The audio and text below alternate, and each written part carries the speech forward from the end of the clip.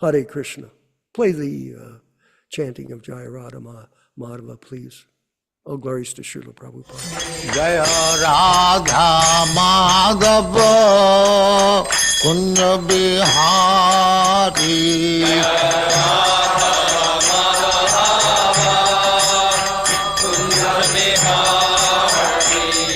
Jaya Radha Madhava Kunja Bihari.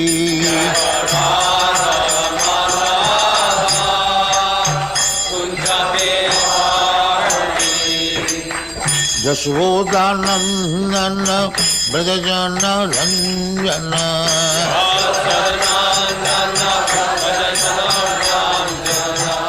Jasodhanandana Brajajana Ranjana.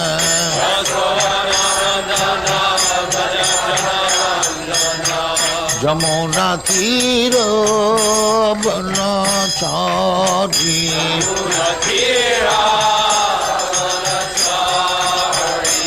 Jamuna Tira Banachari.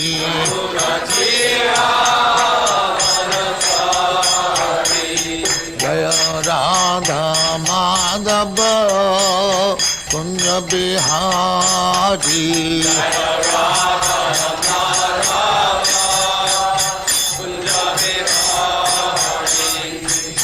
Gopi Jana Vallabha Girivaradhari.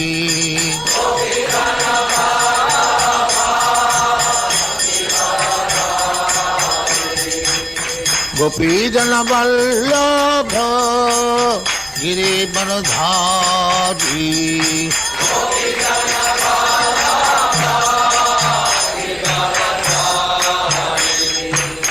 Yasodhanandana Brajajana Ranjana.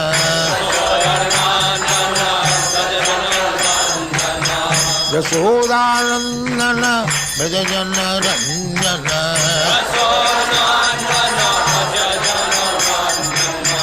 Yamuna Tira Banachari.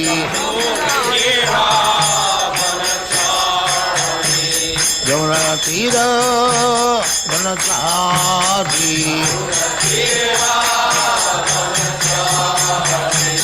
Jaya Radha Madhava Kunja Bihari.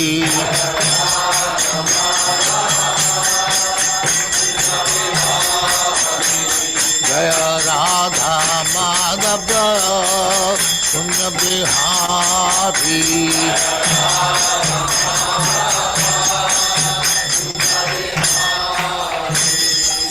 Jaya Muspa Paramahansa Parivrajagacharya Sattva Smadhati Siddhanta Saraswati Goswami Bhagavad Ki Jai. Ananta Koti Vaishnava Ki Jai. Namacharya Shri Haridas Thakur Ki Jai. Prem se kaho Sri Krishna Chaitanya Prabhu Nityananda Shri Advaita Gadadhar Shivasari Gaur Bhaktivinoda Ki Jai. Shri Radha Krishna Mokh Gopinath Sam Khund Radha Khund Giri Godan Ki Jai. Vrindavan Dham Ki Jai. Navadvip Dham Ki Jai. Ganga Mai Ki Jai. Jamuna Mai Ki Jai. Guru Dwarka Dham Ki Jai. Swami Bhaktivinoda Ki Jai. All glories to their Smriti. All glories to their Smriti. Thank you very much. All glories to you, Srila Prabhupada. Glories to you, Prabhupada. Om Namo Bhagavate Vasudevaya. Om Namo Bhagavate Vasudevaya. Om Namo Bhagavate Vasudevaya. O my Lord, Sri Krishna, the son of Vasudeva, the all-pervading personality of Godhead, I offer my respectful obeisances unto you from Srimad Bhagavatam 1:1:1. Narayanam namaskritya Narayanam namaskritya Naram cheva narottamam Naram cheva narottamam Devim saraswatim vyasam Devim Saraswatim Vyasam Tato Jayam Mudirayat. Tato Jayam Mudirayat. One should utter the means of conquest, Srimad Bhagavatam and Sri Chaitanya Charitamrita, after offering respectful obeisances, 1. To the personality of Godhead Narayana, 2. To the Nara Narayana Rishi, who is the supermost human being, 3. To the Mother Saraswati, the goddess of learning, then 4. To Srila Vyasadeva, the author, from Srimad Bhagavatam 1 to 4. Welcome everyone to this reading and discussion from Sri Chaitanya Charitamrita.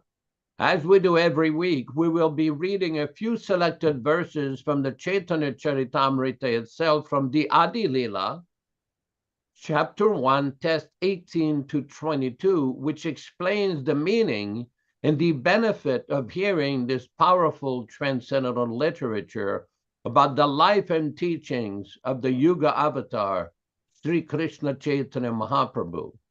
Jai Jai Sri Chaitanya Jai Nityānanda, Jaya Dvaita Chandra Jaya Gaura Bhakta Vrinda. Glory to Sri Chaitanya and Nityānanda.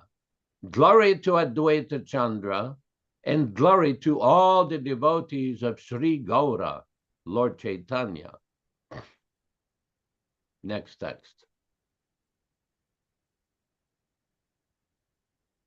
Jai. Next text, Lindeshpur. Etina Thakur Gadia ki karye chenoyatma sat. Etinera charana vandan tire. These 3 deities of Vrindavana, Madan Mohan, Govinda, and Gopinatha, have absorbed the heart and soul of the Gaudiya Vaishnavas, followers of Lord Chaitanya. I worship their lotus feet, for they are the lords of my heart. Granterarambe Karimangala Charana, Guru Vaishnava Bhagavan Tinera Smarana. In the beginning of this narration, simply by remembering the spiritual master, the devotees of the Lord, and the personality of Godhead, I have invoked their benedictions. Tinera Smaraneoi Vigna Vinashana, Anayaseoi Nijavanchita Purana. Such remembrance destroys all difficulties and very easily enables one to fulfill his own desires. Simangala Charanaoi Trivida Prakar, Vastu Nirdesha Shirvada Namaskara. The invocation involved 3 processes: defining the objective, offering benedictions, and offering obeisances. Again, we will proceed with our reading. It should be noted that this reading is being conducted on the basis of the original 1974 original non-edited, non-interpolated version of Sri Chaitanya Charitamrita, and all synonyms, translations, and purports by His Divine Grace, A.C. Bhaktivedanta Swami Prabhupada, founder Acharya of the International Society for Krishna Consciousness, also known as the Krishna Consciousness Movement. Today we will read from Sri Chaitanya Charitamrita Adi Lila, chapter 5, text number 34.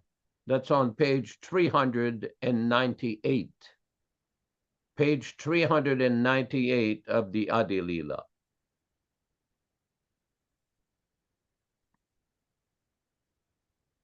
Text 34.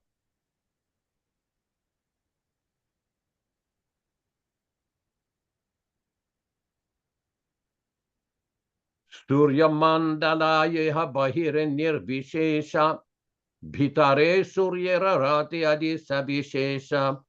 Surya Mandala, the sun globe, Yena, like, Bahire, externally, Nirvishesha, without varieties, Bhitare, within, Suryera of the sun god, Rata Adi, opulences like chariots and other things, Savishesha, full of varieties. Translation by His Divine Grace, Srila Prabhupada. It is like the homogeneous effulgence around the sun. Here we're talking about the Brahman effulgence. But inside the sun are the chariots, horses, and other opulences of the sun god. Purport by Srila Prabhupada. Outside of Vaikuntha, the abode of Krishna, which is called Paravyoma, is the glaring effulgence of Krishna's bodily rays. This is called the Brahmajyoti. The transcendental region of that effulgence is called Siddhaloka or Brahmaloka. When impersonalists achieve liberation, they merge into that Brahmaloka effulgence. This transcendental region is undoubtedly spiritual, but it contains no manifestations of spiritual activities or variegatedness. It is compared to the glow of the sun.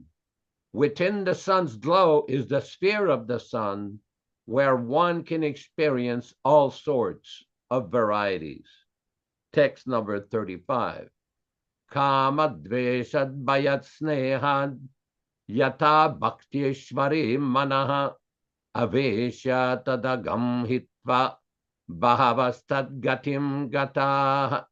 Kamat, influenced by lusty desire. Dveshat, by envy. Bhayat, by fear. Snehat, or by affection. Yata, as. Bhaktya, by devotion. Ishvare, in the Supreme Personality of Godhead. Manaha, the mind. Aveshya, fully absorbing. Tat, that. Agham, sinful activity. Hitva, given up. Bahavaha, many. Tat, that.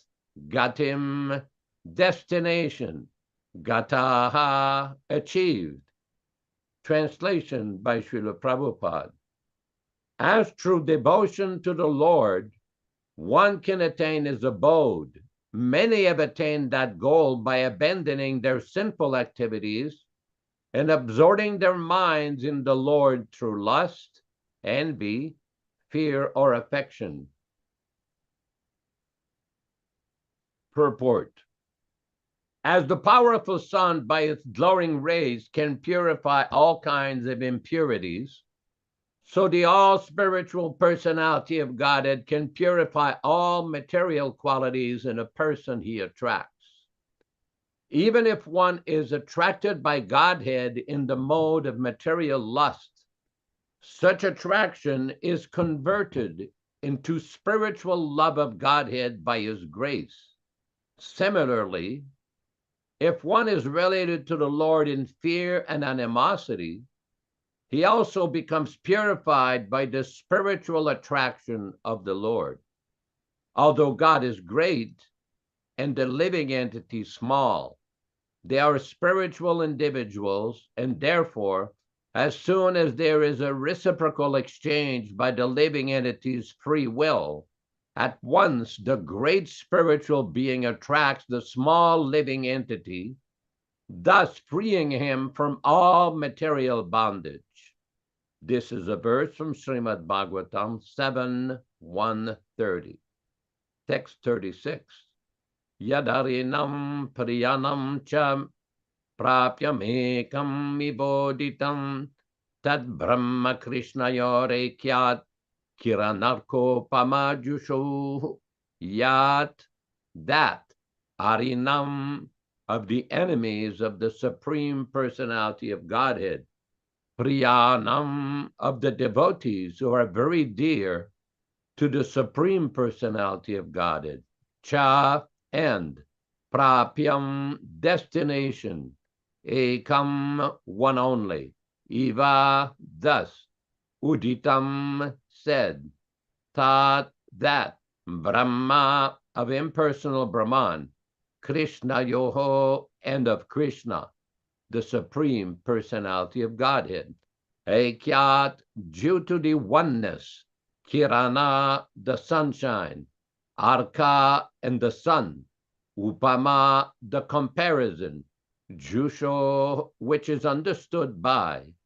Translation by Srila Prabhupada. Where it has been stated that the Lord's enemies and devotees attain the same destination. This refers to the ultimate oneness of Brahman and Lord Krishna. This may be understood by the example of the sun and the sunshine, in which Brahman is like the sunshine and Krishna himself is like the sun. Purport by His Divine Grace, Srila Prabhupada. This verse is from the Bhakti Rasamrita Sindhu 1-278 of Srila Rupa Goswami, who further discusses this same topic in his Lagu Bhagavatamrita, Purva 541. There he refers to the Vishnu Purana 4.15.1, where Maitreya Muni asked Parashara in regard to Jai and Vijay, how it was that Hiranyakashipu next became Ravana and enjoyed more material happiness than the demigods, but did not attain salvation, although when he became Shishupala, quarreled with Krishna and was killed. He attained salvation and merged into the body of Lord Krishna. Parashara replied that Hiranyakashipu failed to recognize Lord Nrisimhadeva as Lord Vishnu. He thought that Nrisimhadeva was some living entity who had acquired such opulence by various pious activities. Being overcome by the mode of passion, he considered Lord Nrisimhadeva an ordinary living entity, not understanding his form. Nevertheless, because Hiranyakashipu was killed by the hands of Lord Nrisimhadeva, in his next life he became Ravana and had proprietorship of unlimited opulence. As Ravana with unlimited material enjoyment, he could not accept Lord Rama as the personality of Godhead. Therefore, even though he was killed by Rama, he did not attain Sayujya, or oneness with the body of the Lord. In his Ravana body, he was too much attracted to Rama's wife, Janaki, and because of that attraction, he was able to see Lord Rama. But instead of accepting Lord Rama as an incarnation of Vishnu, Ravana thought him an ordinary living being. When killed by the hands of Rama, therefore, he got the privilege of taking birth as Shishupala, who had such immense opulence that he could think himself a competitor to Krishna. Although Shishupala was always envious of Krishna, he frequently uttered the name of Krishna and always thought of the beautiful features of Krishna. Thus, by constantly thinking and chanting of Krishna, even unfavorably, he was cleansed of the contamination of his sinful activities. When Shishupala was killed by the Sudarshan Chakra of Krishna as an enemy, his constant remembrance of Krishna dissolved the reactions of his vices, and he attained salvation by becoming one with the body of the Lord. From this incident, one can understand that even a person who thinks of Krishna as an enemy and is killed by him may be liberated by becoming one with the body of Krishna. What then must be the destination of devotees who always think favorably of Krishna as their master or friend? These devotees must attain the situation better than Brahmaloka, the impersonal bodily effulgence of Krishna. Devotees cannot be situated in the impersonal Brahman effulgence, into which impersonalists desire to merge. The devotees are placed in Vaikuntha Loka or Krishna Loka. This discussion between Maitreya Muni and Parashara Muni centered on whether devotees come down into the material world in every millennium like Jai and Vijay, who were cursed by the Kumaras to that effect. In the course of these instructions to Maitreya about Hiranyakashipu, Ravana, and Shishupala, Parashara did not say that these demons were formerly Jai and Vijay. He simply described the transmigration through 3 lives. It is not necessary for the Vaikuntha associates of the Supreme Personality of Godhead to come to take the role of his enemies in all the millenniums in which he appears. The fall down of Jai and Vijay occurred in a particular millennium. Jai and Vijay do not come down in every millennium to act as demons. To think that some associates of the Lord fall down from Vaikuntha in every millennium to become demons is totally incorrect. The Supreme Personality of Godhead has all the tendencies that may be found in the living entity, for he is the chief living entity. Therefore, it is natural that sometimes Lord Vishnu wants to fight, just as he has the tendencies to create, to enjoy, to be a friend, to accept a mother and father, and so on. He also has the tendency to fight. Sometimes important landlords and kings keep wrestlers with whom they practice mock fighting, and Vishnu makes similar arrangements. The demons who fight with the Supreme Personality of Godhead in the material world are sometimes his associates. When there is a scarcity of demons and the Lord wants to fight, he instigates some of his associates of Vaikuntha to come and play as demons. When it is said that Shishupala merged into the body of Krishna, it should be noted that in this case, he was not Jai or Vijay, he was actually a demon.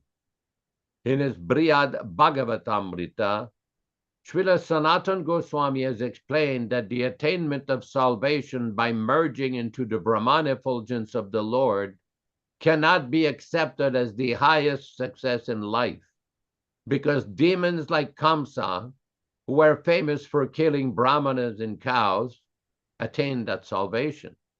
For devotees, such salvation is abominable. Devotees are actually in a transcendental position, whereas non-devotees are candidates for hellish conditions of life. There is always a difference between the life of a devotee and the life of a demon, and their realization are as different as heaven and hell. Demons are always accustomed to be malicious toward devotees and to kill brahmanas and cows. For demons merging into Brahman effulgence may be very glorious, but for devotees it is hellish. A devotee's aim in life is to attain perfection in loving the Supreme Personality of Godhead. Those who aspire to merge into the Brahman effulgence are as abominable as demons. Devotees who aspire to associate with the Supreme Lord to render him transcendental loving service are far superior. Om Ajnanatimmirandhasya Jnananjana Shalakaya Chakshurunmilitam Yena Tasmai Shigurave Namaham Namaum Vishnupadaya Krishna Prestaya Bhutale Srimate Bhaktivedanta Swamin Nityānanda Namaste Saraswate Deve Gauravani Pracharine Nirvishesha Shunyavadi Paschatya Deshatarine Bhagavad Vandanam Khadyam Bhakti Siddhanta Shishyayam Bhakti Vedanta Namine Prasannaya Prashantaya Tasmai Shri Gurave Namaha Bhagavad Vandanam Khadyam Guru Vandana Purvakam Kshiram Sharkara Yuktam Kadate Visheshataham Hadadana strinam danter idam yache punaha punaham Srimadrupa padam bhoja dhulisyam janma janmani amsho bhagavatosmyaham sadadasu asmi sarvata tatkripa pikshago nityam tatprishta sat karomi svam Sri Krishna Chaitanya Prabhu Nityānanda Sri Advaita Gadadhara Srivasadi Gaura Bhakta Vrindam Hare Krishna Krishna Krishna Hare Hare Hare Rama Rama Rama Hare Hare. As always, we find so many different varieties of details and precise explanations about Krishna and his various incarnations in Srila Prabhupada's teachings and in his purports. Prabhupada here in this purport is quoting from Rupa Goswami's Laghu Bhagavatamrita, in which it is explained in clear detail the position of Jai Vijay, Hiranyakashipu, Ravana, and other persons who fight with Krishna in his various leelas. Now, it's to be noted that Srila Prabhupada is giving very detailed explanation. This is a very detailed purport. And Prabhupada is just rendering the information. He's analyzing and explaining in simple English how to understand the position of those who merge into the bodily effulgence of Lord Krishna. Now, this is a very important point, because we repeat every day, Namam Vishnupadaya, in the second prayer, Namaste Saraswati Deve, Gauravani Pracharine, Nirvishesha Shunyavadi, Paschatya Deshatarine. Now repeat this prayer, but the word Paschatya Deshatarine means to delivering the Western countries. And Nirvishesha Shunyavadi means filled with impersonalism and voidism. Now there's a class of philosophers, especially in India, the Mayavadis, the Advaitavadis, and the Brahmavadis, who cultivate spiritual knowledge, study the Upanishads, and engage in various austerities with the aim of merging into Brahman, to become one into Brahman. Now, the Vaishnavas, the devotees, never aspire to become one with the Lord.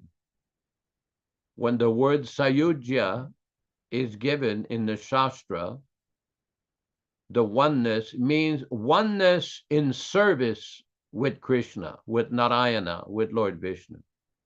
That there is no other separate ideas of personal sense gratification, but only oneness to serve the Supreme Personality of Godhead. That is the real meaning of Sayujya. Now, through clever word jugglery, many of these followers of Adi Shankaracharya, they will interpret the Vedas in such a way to try to make it look. Oh, this is very interesting here. What do we have? Yes. This is from a room conversation in Hyderabad, Andhra Pradesh, India, on August 25, 1976.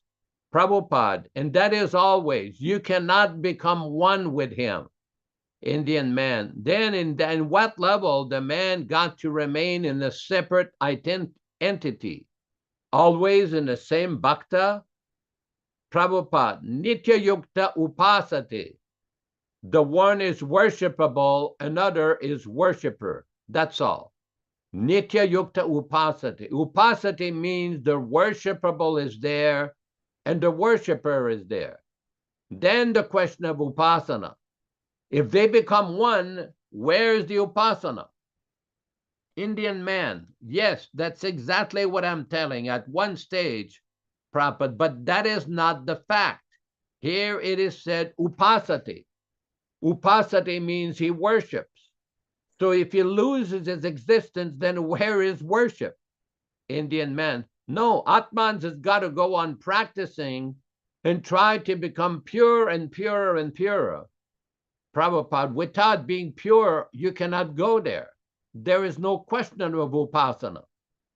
Yesham tvantagatam papam jananam punyakarmanam tedvanva mohanirmukta bhajante mam drida brataha.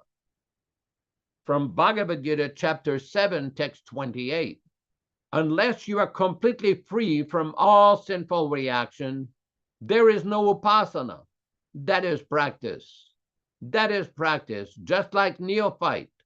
One is practicing, just like one student is practicing. That is sabhakta prakrita smrita. This is material. But when you're paka, practice, then you go to the Nityānanda, and your business is the same. Here it is practice, and there it is permanent. That's all. Nitya yukta upasati. This is a very interesting conversation by Srila Prabhupada. Thank you very much, Nilesh Prabhu, for pulling this out. And we see that Prabhupada quoted that same verse that he quotes from the Bhagavad Gita in various discussions with various other religious groups, especially when it comes to unnecessary animal killing and meat eating. Prabhupada said that this is a sinful activity. Papa. Papa means kilbisha, means sinful activities. Unnecessary killing of animals is not authorized in the Bhagavad Gita or Vedas.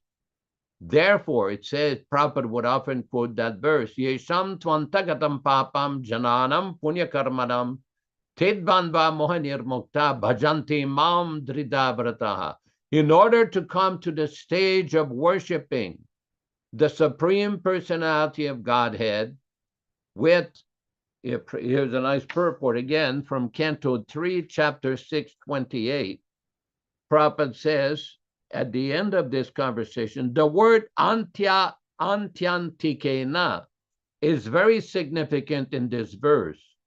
By development of the mode of goodness of material nature, one can become situated in the heavenly planets, but by excessive development of the modes of passion and ignorance, the human being indulges in killing the animals which are meant to be protected by mankind.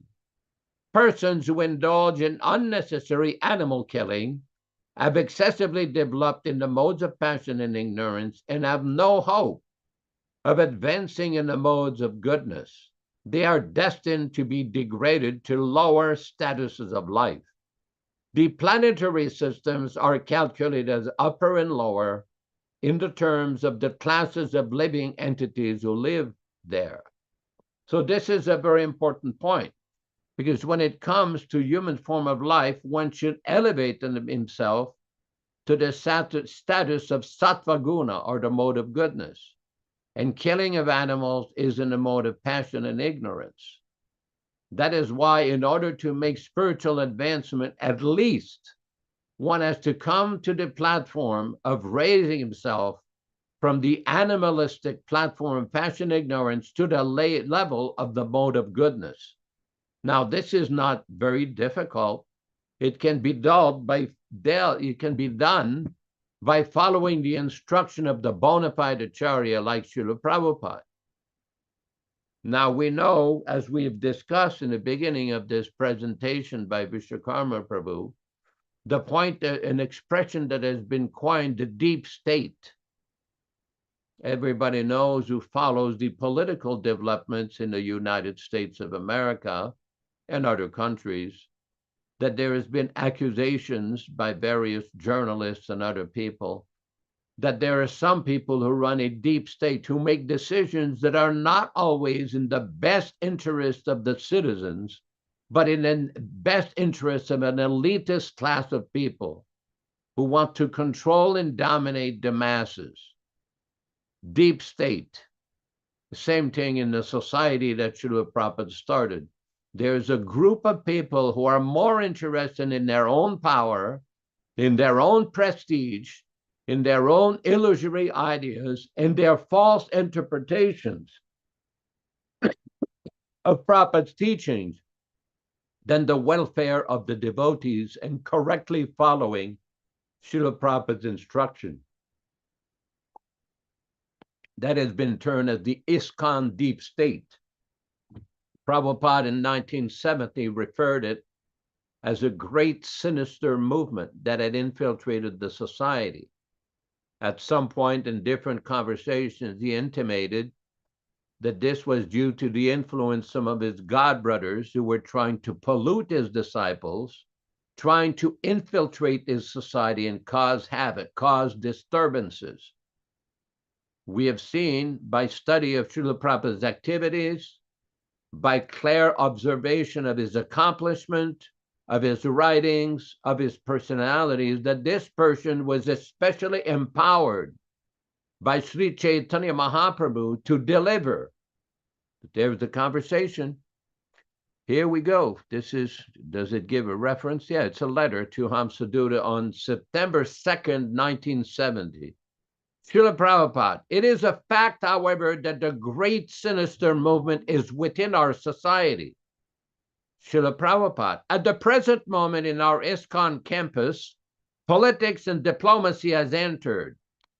Some of my beloved students, on whom I counted very, very much, have been involved in this matter, influenced by Maya. As such, there has been some activity which I consider as disrespectful. So I've decided to retire and concentrate attention to book writing and nothing more. Regarding the poisonous effect in our society, it is a fact, and I know where this poison tree has sprung up and how it affected practically the whole society in a very dangerous form.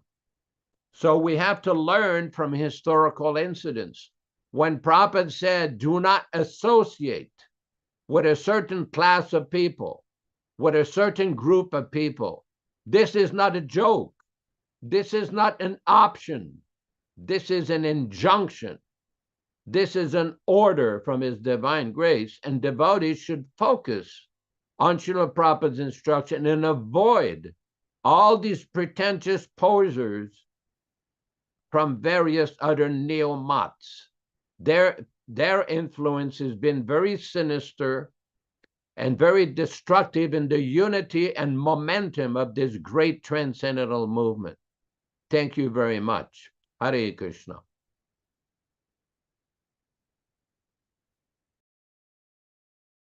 All glories to Srila Prabhupada. Thank you very much for that wonderful, detailed insight. We're going to carry on with the insight that are coming from the class today.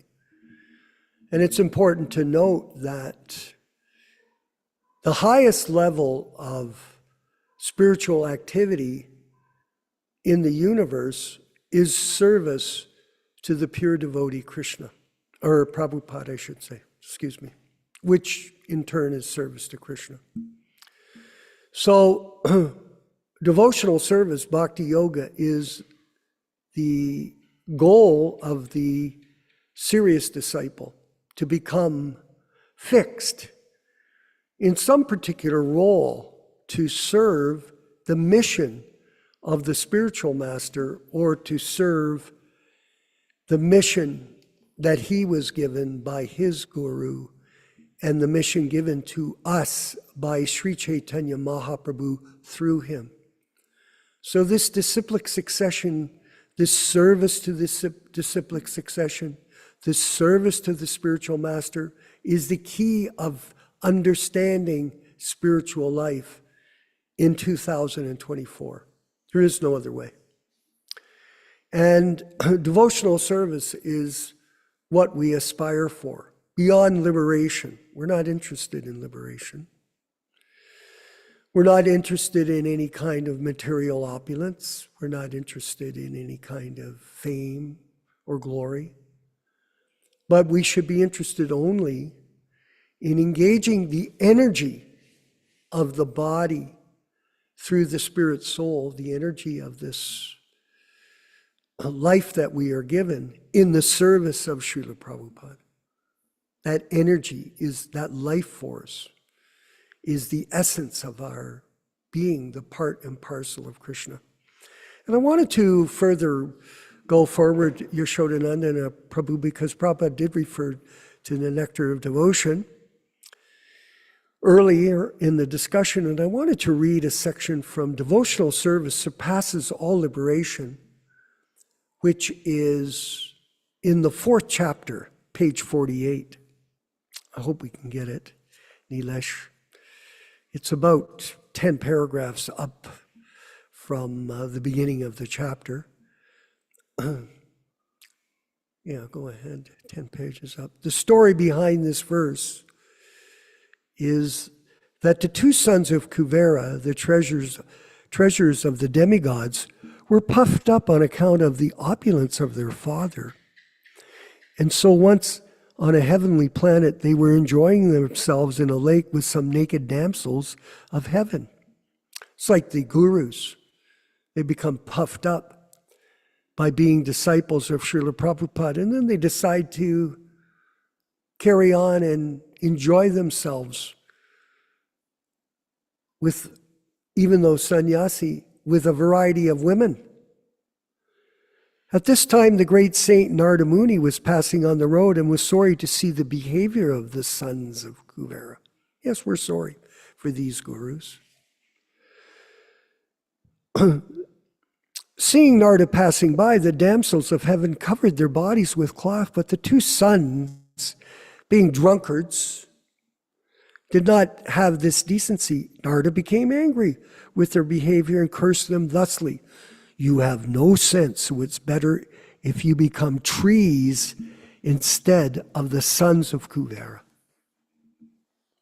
Upon hearing this, the boys came to their senses and begged Narada to be pardoned for their offenses. Narada then said, "Yes, you shall become trees, Arjuna trees, and you will stand at the courtyard of Nanda Maharaj." Now, it's unfortunate. These gurus like Mahatma, like Niranjana, like Indradumna, they're not looking for repentance. Not Radhanath. They think that they are bona fide, and they're representing themselves to others like that. And that karma is very serious. So they may not get the same chance that this pastime is explaining. Yes, you shall become trees, Arjuna trees, and you will stand at the courtyard of Nanda Maharaj. But Krishna himself will appear in time as the foster son of Nanda, and he will deliver you. Now, there's a more precarious position when you imitate a bona fide spiritual master, when you're a hoax. That is serious karma, Nilesh. Very serious. This is not a joke, like you said, Yashoda. In other words, the curse of Narada was a benediction to the sons of Kuvera, because indirectly it was foretold that they would be able to receive the favor of Lord Krishna. After that, Kuvera's 2 sons stood as 2 big Arjuna trees in the courtyard of Nanda Maharaj until Lord Damodar, in order to fulfill the desire of Narada, dragged the milling pestle to which he was tied and struck the 2 trees, violently causing them to fall down. And from out of these fallen trees came Nalukuvar and Manigriva, who had by then become great devotees of the Lord. There's a passage in the Hayashriya Purana which states, "My dear Lord," and here's critical here, everyone, "I do not want any resultant benediction from my religious life. Nothing. Nadanam najanam nasindarim. Nor do I want any economic development. I don't want a $30,000 bathroom in Vrindavan that Bibi Govinda built from the money of his disciples in Kajastan. Nor do I want to enjoy sense gratification nor liberation, nor the massages from women in short skirts. I simply pray to be an eternal servant of your lotus feet. Kindly oblige me and give me this benediction. Let us be servants of Srila Prabhupada in this mission to protect his legacy, no change books. In the same Shirsha Purana, after Nrsingadev wanted to give benedictions to Prahlad Maharaj, Prahlad did not accept any material benediction. Not to be known as a famous author like Jayadvaita, and simply asked the favor of the Lord to remain his eternal devotee. In this connection, Prahlad Maharaj cited the example of Hanuman, the eternal servitor of Lord Ramachandra, who also set an example by never asking any material favor from the Lord. Not like Harikesh, who left Russia with millions of dollars and lives in a big posh mansion in Florida now with his girlfriend and a dog. He always remained engaged in his service. This is the ideal character of Hanuman, for which he is still worshipped by all his devotees. Are we worshiping these other people?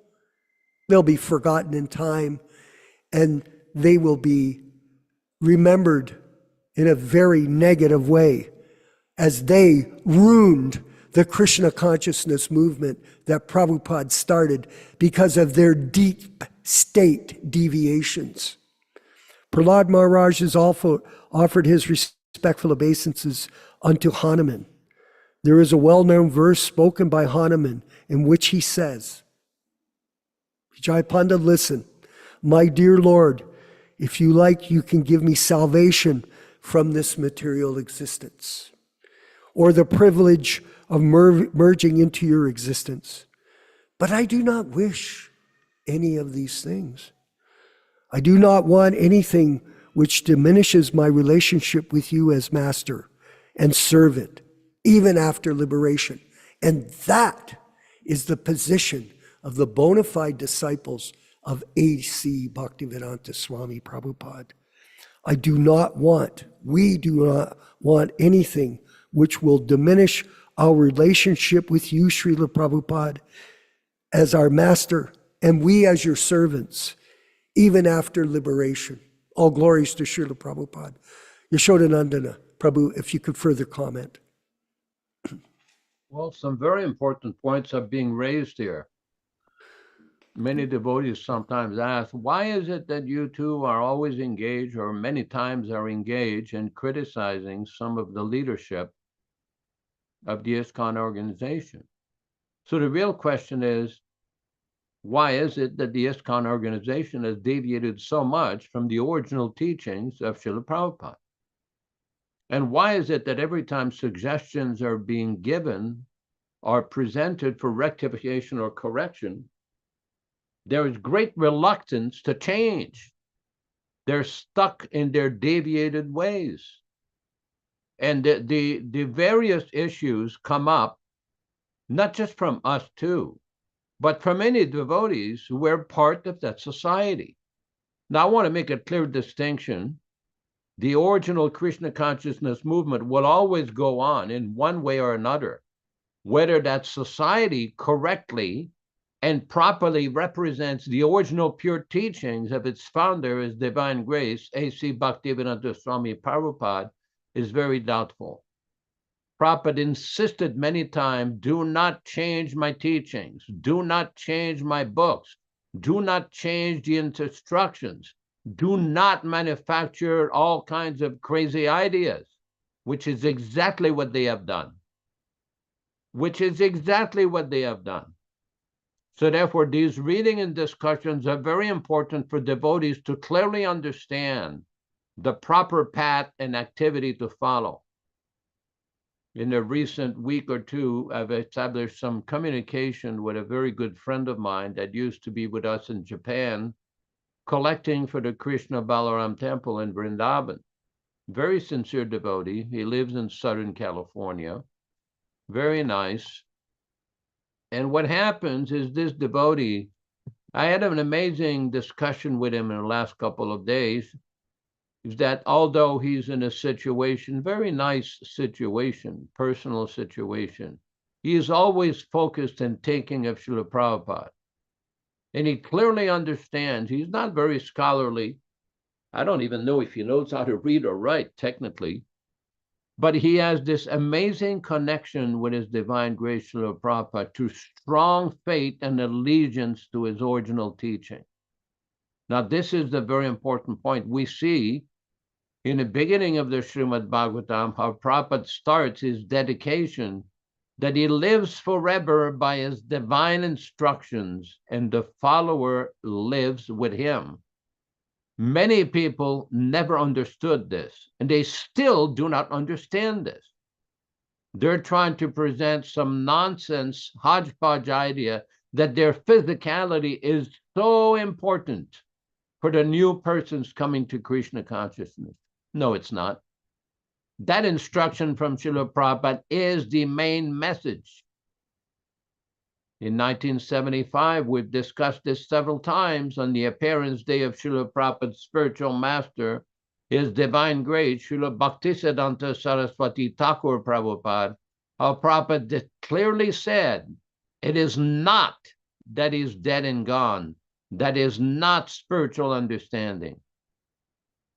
So we have to correctly understand the position of the Acharya. Very nice. This is Neil Sharma Prabhu is given. Very nice. The actual dedication that Prabhupada writes on his Srimad Bhagavatam. He lives forever by his divine instruction, and the follower lives with him. If we start from this premise, from this basic fundamental truth, that everything can proceed properly from that position. In 1969 in Los Angeles, on the 13th of August, Srila Prabhupada, during a Srimad Bhagavatam class, said, what we have heard from the spiritual master, that is living. That kind of living is the first fundamental point of spiritual life. Very, very important. Without this basic understanding, one is guaranteed to be deviated. Hare Krishna. Yes, it's a problem, Nilesh, and we see it. There's. I was asked this question today by a senior godbrother. Why is it that there's so much confusion? Why is it that there are so many different groups in? We're not a Ritvik group, but we're going to say that there's a term, Ritvikism.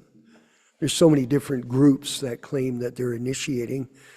I don't know if they do. They just make things up.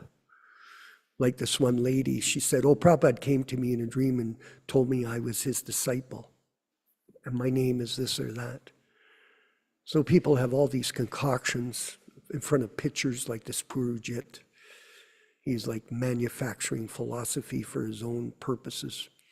But I asked this Prabhu when I was speaking to him, please read this to me. And Nilesh, I want you to read this for us. It's the concluding words at the end of the Chaitanya Charitamrita. That's at the end of Anchalila, right at the end, the last, I don't have the books with me, I'm in Mexico, but go to the concluding words, the last statements of Srila Prabhupada. I'd like you to read them to our group right now. Can you find them?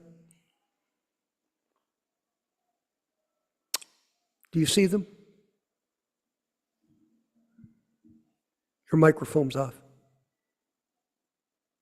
I'm trying to look for it. Concluding words. The end of Chaitanya Charitamrita, end of Anchalila 5.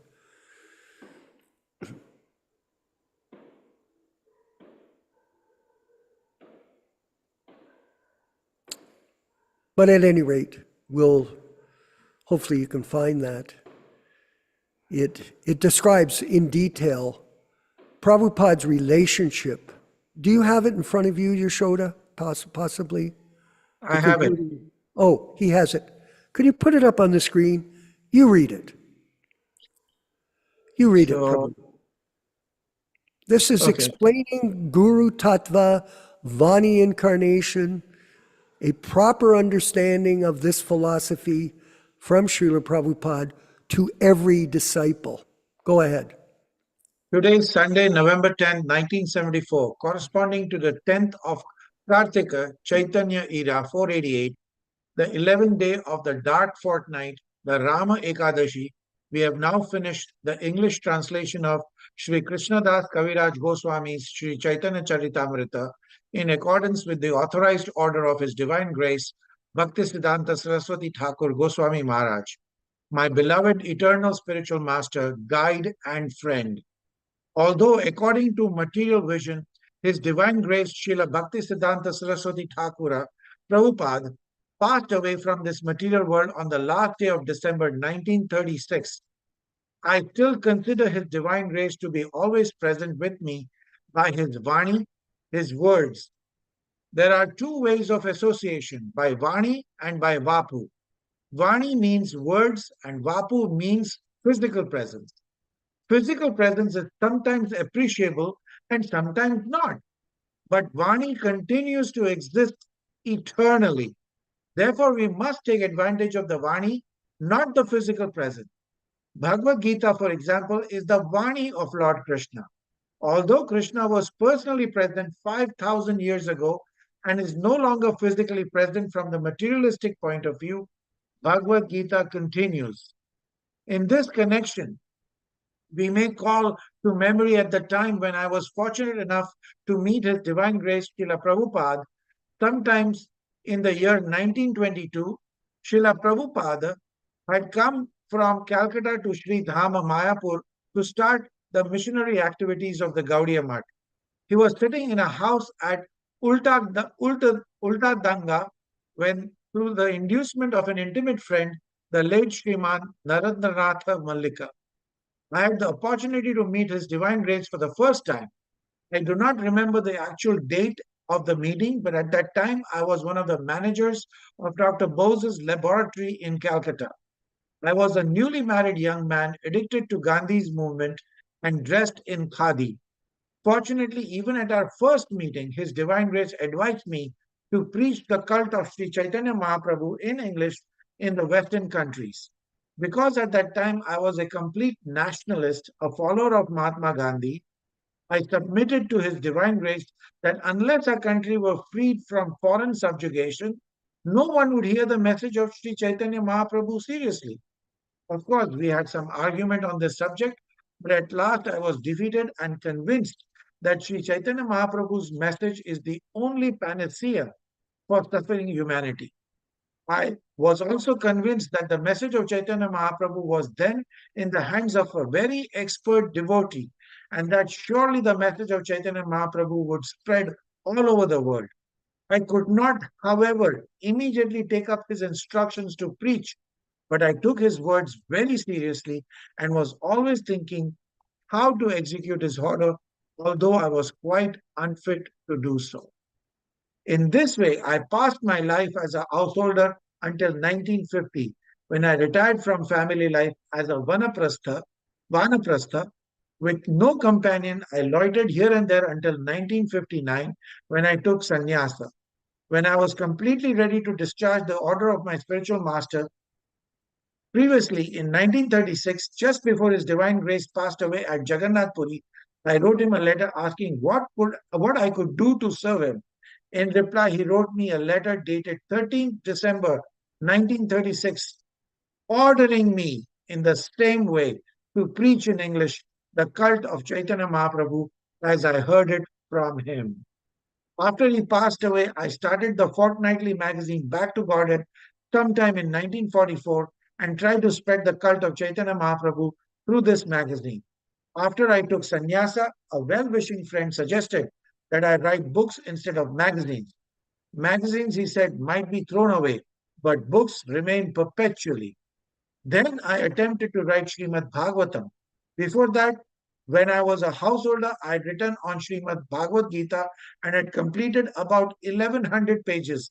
But somehow or other, the manuscript was stolen. In any case, when I had published Srimad Bhagavatam, first canto in 3 volumes in India, I thought of going to the USA. By the mercy of His Divine Grace, I was able to come to New York on September 17, 1965. Since then, I've translated many books, including Srimad Bhagavatam, Bhakti Rasamrita Sindhu, Teachings of Lord Chaitanya, a summary, and many others. In the meantime, I was induced to translate Sri Chaitanya Charitamrita and publish it in an elaborate version. In his leisure time in later life, His Divine Grace Bhaktisiddhanta Saraswati Thakura would simply read Chaitanya Charitamrita. It was his favorite book. He used to say that there would be a time when foreigners would learn the Bengali language to read Chaitanya Charitamrita. The work on this translation began about 18 months ago. Now, by the grace of Sri Chaitanya Mahaprabhu and His Divine Grace Bhaktisiddhanta Saraswati Thakura, it is finished. In this connection, I have to thank my American disciples, especially Shriman Pradyumna Das Adhikari, Shriman Nitai Das Adhikari, Shriman Jay Advaita Das Brahmachari, and many other boys and girls who are sincerely helping me in writing, editing, and publishing all this literature. I think that His Divine Grace Bhaktisiddhanta Saraswati Thakura is always seeing my activities and guiding me within my heart by His words. As it is said in Srimad Bhagavatam, Tene Brahma Hridaya Adi Kavai. Spiritual inspiration comes from within the heart, wherein the Supreme Personality of Godhead in His Paramatma feature is always sitting with all His devotees and associates. It is to be admitted that whatever translation work I have done is through the inspiration of my spiritual master, because personally I am most insignificant and incompetent to do this materially impossible work. I do not think myself a very learned scholar, but I have a full faith in the service of my spiritual master, His Divine Grace Srila Bhaktisiddhanta Saraswati Thakura. And if there is any credit to my activities of translating, it is all due to His Divine Grace. Certainly, if His Divine Grace were personally present at this time, it would have been a great occasion for jubilation. But even though He is not physically present, I'm confident that He's very pleased by this work of translation. He was very fond of seeing many books published to spread Krishna consciousness movement. Therefore, our society, the International Society of Krishna Consciousness, has formed to execute the order of Sri Chaitanya Mahaprabhu and His Divine Grace, Srila Bhaktisiddhanta Saraswati Thakura. It is my wish that devotees of Lord Chaitanya all over the world enjoy this translation, and I'm glad to express my gratitude to the learned men in the Western countries who are so pleased with my work that they are ordering in advance all my books that will be published in the future. On this occasion, therefore, I request my disciples who are determined to help me in this work to continue their cooperation fully, so that philosophers, scholars, religionists, and people in general all over the world will benefit by reading our transcendental literatures such as Srimad Bhagavatam and Sri Chaitanya Charitamrita. Thus end the Bhaktivedanta purports to Sri Chaitanya Charitamrita dated November 10, 1974 at Bhaktivedanta Book Trust, Hare Krishna Land, Juhu, Bombay. Thank you. Amazing. Absolutely crystal clear, the instructions. And if people can't hear it, it's because they don't want to. It's unfortunate. Hey, Nilesh, you read it. There's nothing more to say. Clearly articulated. His relationship with his spiritual master, his commitment to the disciplic succession, his commitment to the order. And here we are, the disciples of Srila Prabhupada, and we have to put ourselves in that same role. No change. Don't change the books. We have so many quotes. We have so many stories that say, don't change the books. Why? Because Prabhupada told us. Do they? Yes, they do. Like I mentioned earlier, this lady's taking out a big stack of books in Atlanta for distribution. They were all books from Bhakti Vikash. Whoa. How is it that this Maya has become so rampant throughout the material world, and especially on this planet, even though Prabhupada was here? But it's an opportunity for us to serve and have an important mission to present the truth to other people without deviation. Do not change my words. You can read that section for us, please, Nilesh. Srila Prabhupada used to like to sit in his garden in Vrindavana, especially in the mornings. He liked to hear his books read to him daily. One time, Yashodanandan Prabhu was reading Sri Isopanishad when Srila Prabhupada stopped him and asked him to reread the last paragraph. After hearing it again, Srila Prabhupada said, "Those are not my words. They are changing my words. Is my English not good enough?" Srila Prabhupada became very angry and continued, "This is the worst thing a disciple can do. Do not become like a leapfrog and try to jump over the spiritual master, thinking you know better than him. Tell them immediately, the editors, do not change my words." Srila Prabhupada was very upset about the changes in his books. I never saw him get so angry any other time. When Srila Prabhupada was asked by Revati Nandana Prabhu if he could read Srila Bhaktisiddhanta Saraswati's books, Srila Prabhupada said, "Not the ones that were edited by his disciples." Srila Prabhupada also told him that we really couldn't understand Bhaktisiddhanta's books. He said, not even his god brothers could understand them. Then Srila Prabhupada said, "Actually, he wrote those books for me." Srila Prabhupada translated the spiritual law books for the next 10,000 years, day and night, until his dying day. He translated constantly despite his busy preaching schedule. He did this to live on in the books. He said before he left the planet that he had given us everything in his books. He said the books were the manifestations of his ecstasy. He said if we read his books and cooperated together, everything would go nicely. To edit his books without his sanction is risky business. We should try to be absorbed in the ecstasy of the spiritual master and not try to alter it, thinking we can improve upon his ecstasy.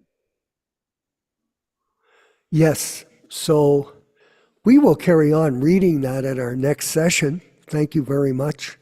And Yashodanandana, could you give us some closing comments? Because we've reached the sacred time of 8:30 here in Mexico. Well, that particular conversation occurred in Vrindavan, India, in Prabhupada's garden on June 22nd, 1977. It used to be labeled as the rascal editor's conversation. The context was slightly different. This when Prabhupada made a statement that they had changed the meaning of some of the word for word from the original transcript of his Srimad Bhagavatam. And Prabhupada went on with some criticism of some editors. And Prabhupada, at some point, I made a comment that when we were reading Ishopanishad with some of the children in the Gurukul, here it is. When we were reading the Ishopanishad with some of the students in the Gurukul, we found out and observed that there were 2 or 3 different editions of the book by 1977. So Prabhupada was not pleased with hearing that. And he made 2 basic fundamental comments, that the next printing again should be the original way. Another comment that he made is they cannot change anything. So Prabhupada was not happy to hear that his books had been edited in his personal presence without his permission. So this is the problem. This is the exact text here in the Gurukul, where you have to go down further, not up, further down. Okay, here we go. Stop there. Stop there. In the Gurukul, we were teaching Ishopanishad class to the children, so we took Prabhupada, in the words which the recent edition of the press is wrong, many changes were brought. They were trying to make better English, but sometimes to make better English, I think they were making philosophical mistakes also. There's not so much need of making so much better English. Your English is sufficient. It is very clear, very simple. We have caught over 125 changes. They're changing so many things. So we are wondering if this is necessary. I will show you today. I have kept the book. So the point is basically that during his manifested presence, his books were being re-edited and changed without his permission. Now, I know this is a very controversial topic, which some people have some very strong ideas about, but basically we stand strongly on this point. Do not change Prabhupada's words. That is a fundamental principle of HKS and the PDA, the Prabhupada Disciples Association. Hare Krishna, Hare Krishna. Well, you know, Nilesh, it's obvious what we're doing. We're not repeating something. We're just constantly critically studying the instructions so that people that are with us are informed of what the reality is and not deluded by people who are motivated for personal ambition. And that has destroyed the ISKCON movement philosophically, and the whole thing has become sahajya. So this topic is something we'll continue on. Thank you for your wonderful reading. You're an excellent reader, Nilesh. Thank you. And we want to thank everyone for coming today to the program. We certainly got a lot of information from our readings from the scriptures today for all of us to contemplate and meditate upon over the next day. And we'll be back on Saturday morning for Bhagavad Gita class at 10 a.m., 9 a.m. Mexico time. And wherever you are, you can look at your calendar. And Sunday, Srimad Bhagavatam class from the Delhi editions. We're moving ahead with that, by the way. So look forward to some wonderful announcements in the near future. And we want to thank you again for your participation, Mother Rochisha in Montreal. Thank you. It's very enlivening to see you carrying the banner of Aprakrita Prabhu in this participation. You're following in his footsteps. All glories to Srila Prabhupada. Let's chant along with the Hare Krishna mantra being led by Srila Prabhupada and celebrate this wonderful opportunity of association with the Prabhupada Disciples Association, Hare Krishna Society. Hare Krishna, Krishna Krishna, Hare Hare, Hare Rama, Hare Rama, Rama Rama, Hare Hare. Hare Krishna, Krishna Krishna, Hare Hare, Hare Rama, Rama Rama, Hare Hare. Hare Krishna, Krishna Krishna, Hare Hare, Hare Rama, Rama Rama, Hare Hare. Hare Krishna, Krishna Krishna, Hare Hare, Hare Rama, Rama Rama, Hare Hare. Hare Krishna, Krishna Krishna, Hare Hare, Hare Rama, Rama Rama, Hare Hare.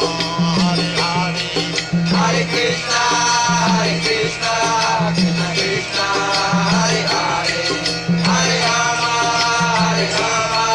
Rama Rama, Hare Hare. Hare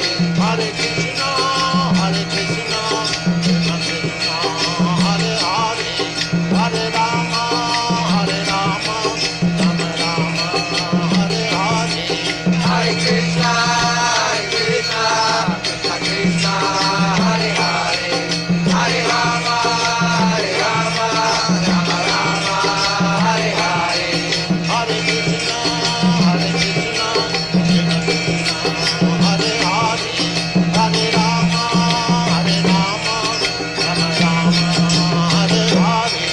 Hare Krishna, Krishna Krishna, Hare Hare, Hare Rama,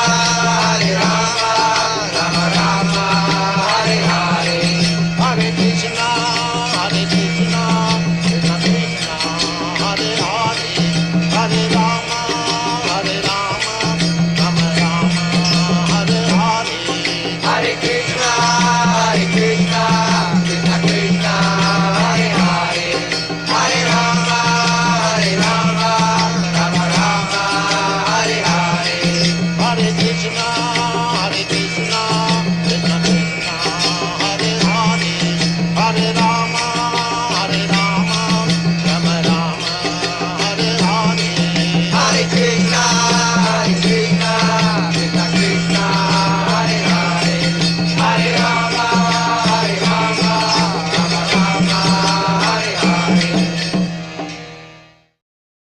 Let us offer our respectful obeisances to all the assembled Vaishnavas.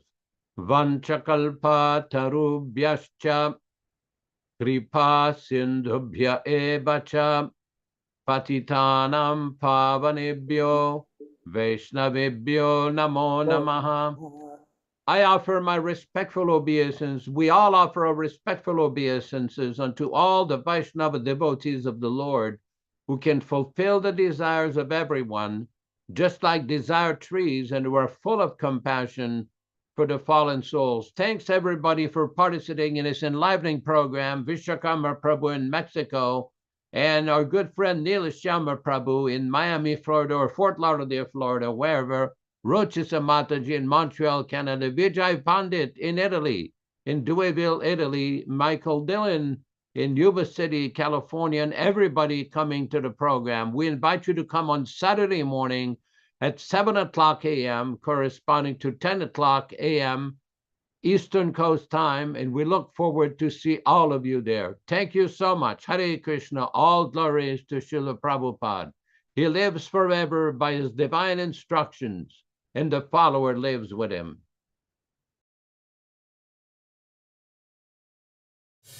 Hare Krishna, Krishna Krishna, Hare Hare.